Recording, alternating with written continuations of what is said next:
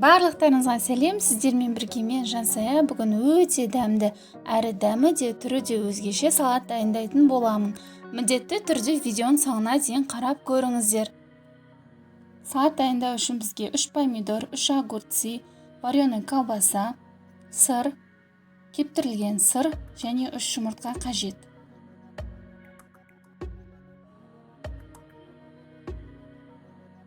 Помидордың ортасын осылай алып тастаймыз. Осылай үшбұрыштап тураймыз. Барлығын үшбұрыштап турап шығамыз. Огурцты дәл солай тураймыз.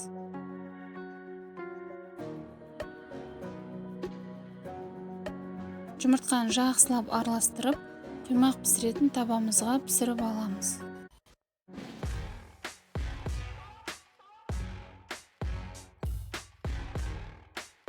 Екінші бетінде жақсылап пісіреміз.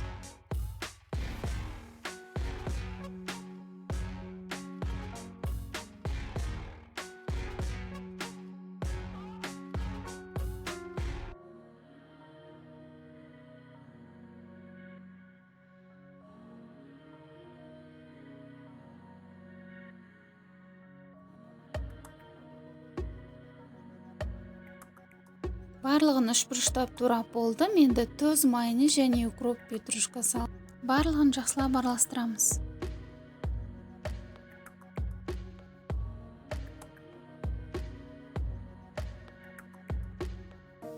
Осымен өте дәмді, әрі дәмі де түрі де өзгеше салатымыз дайын. Үстін кептірілген сырмен безендіріп қойдым. Егер видео ұнаған болса, лайк басып, каналға тіркеліп кетіңіздер.